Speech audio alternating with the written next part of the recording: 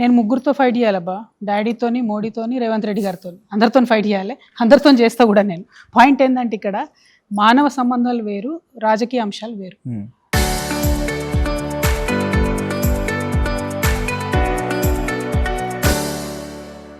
మానవీయ కోణంలో ఒక హరికృష్ణ గారు చనిపోయినా, కృష్ణ గారు చనిపోయినా వెళ్ళి పరామర్శించడం అన్నది తప్పేం కాదు. అవి మానవత్వం బేస్డ్గా ఉంటాయి.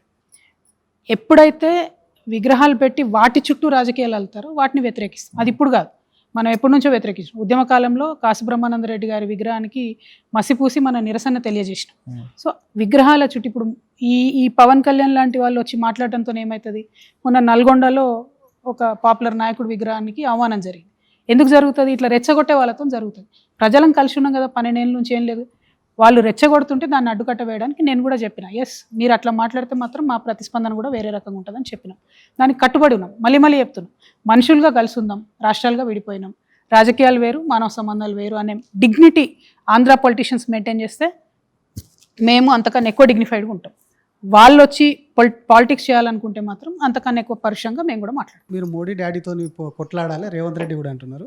గతంలో మీరు బయటకు వచ్చినప్పుడు బీఆర్ఎస్ను బీజేపీలో విలీనం చేద్దామని అనుకుంటున్నారు అని మాట్లాడి, ఇప్పటికీ ఆ విలీనం అనే సందర్భించి దానికి సంబంధించి అదే ఉందా, లేదంటే ఇంకేమన్నా అవగాహన ఒప్పందం జరుగుతుందా అనేది మీకు ఏమైనా సమాచారం ఉందా? బీఆర్ఎస్ను బీజేపీ నాకు ఇంటర్నల్ సమాచారం ఇప్పుడు లేదు, ఎందుకంటే చాలా రోజులు నేను మాట్లాడట్లేదు. కాకపోతే మామూలుగా పాలిటిక్స్ అబ్జర్వ్ చేసేటటువంటి పర్సన్గా చెప్పాలంటే చాలా కోఆర్డినేషన్తో బీఆర్ఎస్ బీజేపీ పనిచేస్తున్నట్టు స్పష్టంగా అర్థమవుతున్నది. మొన్న జరిగినటువంటి లోకల్ బాడీ ఎన్నికలలో కూడా ఎంపీ రఘునందన్ రావు గారు డైరెక్ట్గా మైపాల్ రెడ్డి గారి కారులో కూర్చొని అక్కడికి వెళ్ళి వారికి ఓటేసి వచ్చి గెలిపించడం, ఏమన్నా అంటే మా పార్టీ చెప్పింది కాబట్టి అని. నారాయణపేట లాంటి ప్లేస్లో అక్కడ కూడా డైరెక్ట్గా బీఆర్ఎస్ బీజేపీ కలిసి పోవడం, అంటే లోకల్ బాడీలో చాలా రకాల అండర్స్టాండింగ్స్లో కూడా క్లారిటీగా అర్థమైంది వాళ్ళిద్దరు కలిసి ఉన్నారు అని చెప్పి. డైరెక్ట్గా అయితే నాకు తెలియదు, ఇంటర్నల్ సమాచారం అయితే నాకు. నెక్స్ట్ ఎన్నికలకు కూడా కలిసి పోటీ చేస్తారంటారా? అసెంబ్లీ కానీ పార్లమెంట్ కలిసి పోటీ అయిపోయినా కాంప్రమైజ్గా పోటీ చేస్తారని మాత్రం. ఎన్నికలకు ముందు కానీ తర్వాత కలిసే అవకాశం ఉందని మీకు? కాంప్రమైజ్ అయితే అవుతారు. ఎక్కడ అంటే నువ్వు ఇక్కడ ఈయనని పెట్టు, నేను అక్కడ ఇంకోగని పెడతా, ఆ టైప్లో కాంప్రమైజ్ అయితే అవుతారని నేను అనుకుంటున్నాను. పోటీ ఏ పార్టీల మధ్య ఉండే అవకాశం ఉంది తెలంగాణలో? నెక్స్ట్ ఎలక్షన్లో పోటీ టీఆర్ఎస్ నంబర్ 1 ఉంటుంది మా పార్టీ, నంబర్ 2లో కాంగ్రెస్ ఉంటుందో బీఆర్ఎస్ ఉంటుందో వాళ్ళిద్దరు తెలుసుకోవాలి. కానీ కాంగ్రెస్ బీజేపీ నుంచి ప్రధానంగా వచ్చే మీ మీద ఆరోపణ, ఎప్పుడైనా మళ్ళీ తండ్రి కూతురు కలిసిపోతారు, కవిత సీరియస్గా పార్టీ లేదు, వాళ్ళు అట్లా కోరుకుంటున్నారు పాపం మనం కలిసిపోవాలని. కాకపోతే నేను చెప్పిన కదండి, తెలంగాణ వాళ్ళకు రేషం ఎక్కువ ఉంటుంది.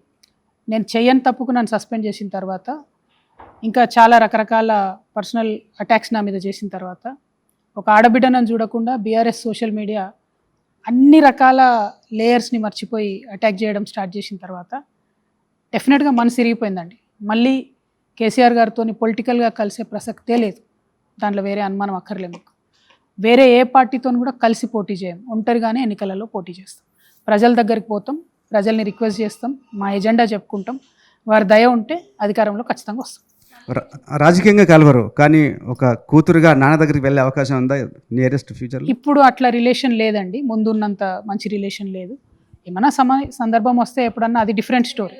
రాఖీ పండుగ కూడా వస్తుంది కదా కవిత గారు, మరి కేటీఆర్ గారికి రాఖీ కట్టబోతున్నారా? వర్చువల్ రాఖీ కడదాం. వర్చువల్ రాఖీ.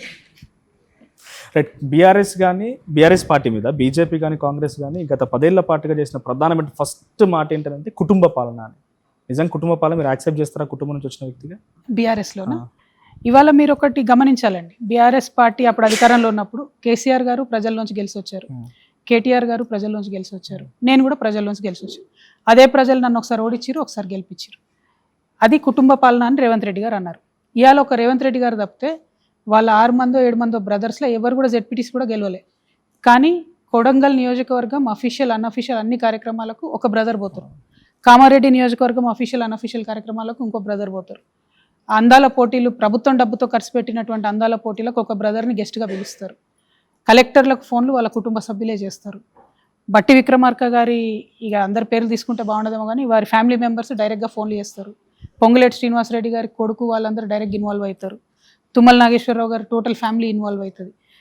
కోమటిరెడ్డి గారి బ్రదర్స్ మీ వాళ్ళ సంగతి తెలుసు, వాళ్ళందరూ ఉన్నారు. సో ప్రజల్లో గెలిచి వచ్చినటువంటి వాళ్ళదేమో కుటుంబ పాలన అన్నాడు. ఇవాళ ప్రజల్లో జెడ్పీటీసీ ఎంపీటీసీ సర్పంచ్ గెలవని వాళ్ళు కూడా ఫోన్లు చేసి 1000 కోట్ల ప్రభుత్వ భూములు అప్పనంగా మింగుతుంటే ఇది డెఫినెట్గా కుటుంబ పాలనే. ప్రభుత్వ భూములు అందుకే రక్షిస్తామని చెప్పిన మొన్ననే ఒక సిరీస్ స్టార్ట్ చేసినాం మేము. ప్రభుత్వ భూములు ఏవైతే దోపిడీ చేస్తూ ఉన్నారో వాటిని ఎక్స్పోజ్ చేసే సిరీస్, అది కంటిన్యూ చేస్తాం. అందులో అందరికన్నా పెద్ద పాత్ర ముఖ్యమంత్రి గారి కుటుంబ సభ్యులదే ఉన్నదనేటటువంటిది ఇదే రాష్ట్రంలో ఉన్న వాళ్ళందరికీ తెలుసు. దాన్ని గట్టిగా ఎక్స్పోజ్ చేస్తాం. బీజేపీ ఎంపీ ధర్మపురి అరవింద్ ఒక స్టేట్మెంట్ చేశారు, ఆకాశం కింద ఏం చేయాలనో అన్నీ చేస్తాం, రాజకీయాలు పశ్చిమ బెంగాల్ ఎట్లా గెలిచినాం, అస్సాంలో ఎట్లా గెలిచినాం, వేరే రాష్ట్రం ఎట్లా గెలవాలో తెలుసు, నెక్స్ట్ తెలంగాణలో ఖచ్చితంగా ప్రభుత్వంలోకి వస్తాం, కింద మీద వేస్తాం అంటుండ్రు. అదే నేనేమంటున్నా అంటే వాళ్ళు సెంట్రల్ గవర్నమెంట్లో అధికారంలో ఉన్నారు కాబట్టి, డబ్బులు ఎక్కువ ఉన్నాయి కాబట్టి ఏదంటే అది చేస్తాము అని అంటున్నారు. కాకపోతే తెలంగాణకు రావాల్సినటువంటి ఏ ఒక్క వాటా రాకపోయినా ఈ అరవింద్ మాట్లాడాడు. కృష్ణా నీళ్లు అన్యాయం జరుగుతున్నా అరవింద్ మాట్లాడాడు. గోదావరి కావేరి లింకేజ్ పదే పదే చెప్తూ వస్తున్నాం మేము. అది పోలవరం నుండి కాదు, మన దగ్గర ఉన్నటువంటి తుపాకులగూడెం దగ్గర నుంచి జరిగితేనే తెలంగాణకు గోదావరి నీళ్ళలో వాటా వస్తుంది. చారిత్రక అన్యాయం జరుగుతుంది. ఆ విషయాన్ని ఇక్కడ బీజేపీలో ఉన్న 8 మంది ఎంపీలు ఆపాలి. ఎట్టి పరిస్థితుల్లో బనకచెర్ల కట్టకూడదు. మన ముఖ్యమంత్రి గారికి అవగాహన లేక ఆయన తీసుకొని వాళ్ళు 200 టీఎంసీలు అంటున్నారు, కానీ మనం ఇంకా వాడుకుంటలేం గోదావరి వాటర్ అంతా. కాబట్టి ఆ విషయంలో బీజేపీ ఎంపీలు మాట్లాడాలి, ముఖ్యంగా అరవింద్ మాట్లాడాలి. తిమ్మిని బమ్మిని చేస్తాం, బమ్మిని తిమ్మి చేస్తాం అనుకుంటే ఇది బెంగాల్ కాదు, ఇది తెలంగాణ. ఖచ్చితంగా తిరగబడుతుంది. ఇక్కడ రక్షణ సేనగా మేము ఉన్నాం కాబట్టి తెలంగాణలో ప్రజాస్వామ్యాన్ని కూడా మేము రక్షిస్తాం. అరవింద్ మీద పోటీ చేసే అవకాశం కవిత ఉందా, లేదంటే ఇంకెక్కడి నుంచి పోటీ చేస్తా అనుకోదు టీఆర్ఎస్ నుంచి నెక్స్ట్ ఎలక్షన్? ఇంకా చాలా టైం ఉంది కదా బ్రదర్, ఆలోచించలే ఇంకా దాని గురించి. ముందు పార్టీ నిర్మాణంలో ఉన్నాం, టైం వచ్చినప్పుడు చెప్తాం. 10 ఏళ్ళ అధికారంలో ఉన్న సమయంలో మీరు దోచుకున్న డబ్బులతోనే పార్టీ నడిపిస్తున్న విమర్శ ఒకటి ఉంది. ఇటీవల రఘునందన్ రావు కూడా మీ మీద అదే ఆరోపణ చేశారు. మీ పార్టీకి డబ్బులు ఎక్కడి నుంచి వస్తున్నాయో చెప్పాలని చెప్పేసి ఆయన డిమాండ్ చేశారు. మీ సమాధానం ఏంటి? అంటే తనేమో మా పార్టీకి జనాలే వస్తలేరు అంటారు, మీరేమో మా పార్టీ దగ్గర పైసలు బాగున్నాయి అంటారు. వస్తుంది అందుకోసం. నేను చెప్పేది ఏంటంటే బీఆర్ఎస్ 10 ఏళ్లలో నన్ను నా నిజామాబాద్ దాటి బయటకు ఒక్క దగ్గర కూడా వెళ్ళనియాలి. తీసుకునే ఎటువంటి నిర్ణయాల్లో నా పాత్ర లేదు. అది ఏ నిర్ణయమైనా కావచ్చు, కాంట్రాక్ట్ కావచ్చు, ఇంకోటి కావచ్చు, ఎక్కడ నా పాత్ర లేదు. నేను చాలా పౌరుషం గల వ్యక్తినండి. నేను డే 1 నుంచి ఇప్పటి వరకు నాకున్న ఐటీ రిటర్న్స్ కానీ, నాకున్న ఆస్తులు కానీ, మీరు సోషల్ ఆడిట్ చేసుకున్నా నేను రెడీ, ఫైనాన్షియల్ ఆడిట్ చేసుకున్నా నేను రెడీ. ఒక 3 ఏళ్ళు ఈడీ సిబిఐ మొత్తం దువ్వెన బట్టి చూసినారు నాకున్న ఆస్తులు కానీ ఏది కానీ. నేను అనేది ఏంటంటే నేను డిక్లేర్ చేసిన ఆస్తులు తప్పితే నా దగ్గర ఇంకొక పైసా కూడా ఎక్కువ లేదు. అది ఫస్ట్ నుంచి ఉన్నటువంటి యూఎస్ నుండి ఉన్నప్పటి నుంచి కూడా మాకున్న ఆస్తులే, వాటినే కాపాడుకుంటూ వస్తుంది. ఎవరో ఇచ్చేటటువంటి డబ్బులతో ఇంకేదో అవినీతి డబ్బుతో నేను రాజకీయం చేస్తున్నాను రఘునందన్ రావు గారు అంటున్నారు. మరి బీజేపీ పార్టీకి ఇవాళ దేశంలో అన్ని పార్టీల కన్నా ఎక్కువ ఎలక్టోరల్ బాండ్స్ ఎట్లా వచ్చినాయి? వాళ్ళు ఏం చేసిరని ఇస్తున్నారు వాళ్ళందరూ? అంటే ఎంత అవినీతికి పాల్పడుతుంది బీజేపీ? ముందు రఘునందన్ రావు అది మాట్లాడాలి, ఆ తర్వాత నా గురించి మాట్లాడాలి. Thank you. కవిత గారు, బండి భగీరథ కేసు విషయంపై మీ అభిప్రాయం ఏంటంటే 9 రోజుల పాటుగా కనిపించకుండా పోవడం, ఎక్కడ లేని విధంగా ఇక్కడ సిట్ ఏర్పాటు చేయడం, దానికి 9 రోజుల పాటు కనిపించిన దాంట్లో కొన్ని పేర్లు బహిరంగంగా బాధితురాల తల్లి బయటికి లీక్ చేసిన పోలీసులు ఇంకా వాళ్ళపై విచారణ ఇచ్చకపోవడం ఎట్లా అనిపిస్తుంది వెనుక? అంటే డెఫినెట్గా రేవంత్ రెడ్డి గారు బండి సంజయ్ గారిని కాపాడడం కోసం చాలా ప్రయత్నాలు చేసినారు, అందులో డౌట్ ఏం లేదు. అల్టిమేట్గా ఒక 8-9 డేస్ తర్వాత ఆ అబ్బాయి సరెండర్ అయ్యాడు.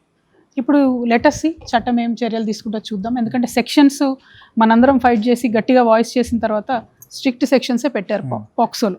సో అది రిజల్ట్ ప్రాపర్గా వచ్చేటట్టుగా గట్టిగా ప్రభుత్వం తరఫు నుంచి వాదనలు వినిపించాలని కూడా నేను ప్రభుత్వాన్ని డిమాండ్ చేస్తాను. విద్య, వైద్యం, ఉద్యోగాల మీద కేసీఆర్ ప్రభుత్వం అదే హామీలు ఇచ్చింది, వాళ్ళు సక్సెస్ కాలేకపోయారు. అదే హామీలతో వచ్చిన కాంగ్రెస్ గవర్నమెంట్ సక్సెస్ కాలేదు. మీ రోడ్ మ్యాప్ ఏంటి? మీరు అవుతారా లేకుంటే వాళ్ళగా ఫెయిల్ అయ్యే అవకాశం ఉంది? విద్యలో మాకు చాలా పెద్ద గోల్ ఉందండి. అది ప్రైవేట్ అయినా ప్రభుత్వం అయినా మా తెలంగాణ బిడ్డల మీద ఒక్క రూపాయి కూడా భారం పడకూడదని నేను బలంగా ప్రైవేట్ స్కూల్ అనుకుంటున్నాను. పెద్ద public school, Delhi public school లాంటి వాళ్ళు మీ డిమాండ్ ఒప్పుకుంటాయి ఫ్రీ ఎడ్యుకేషన్ ఇవ్వమంటే? ఫ్రీ ఎడ్యుకేషన్ ఎందుకు ఇస్తామండి? మేము కడతాం కదా డబ్బులు ప్రభుత్వం నుండి. ప్రైవేట్ స్కూళ్ళకు ఎట్లయితే ఫీ రియంబర్స్మెంట్ కడతా ఉన్నారో దాన్ని ఇంకా పెద్ద స్కేల్లో కడతాం. ఎప్పటి వరకు ప్రభుత్వం ఇన్ఫ్రాస్ట్రక్చర్ అంతా బలంగా తయారయ్యేంత వరకు, ప్రభుత్వ పాఠశాలకు రావాలని ప్రజలు కోరుకునేలా చేసేంత వరకు కూడా డెఫినెట్గా చేస్తాం. అల్టిమేట్గా ప్రజల మీద భారం పడొద్దు అన్నది మా ఉద్దేశం.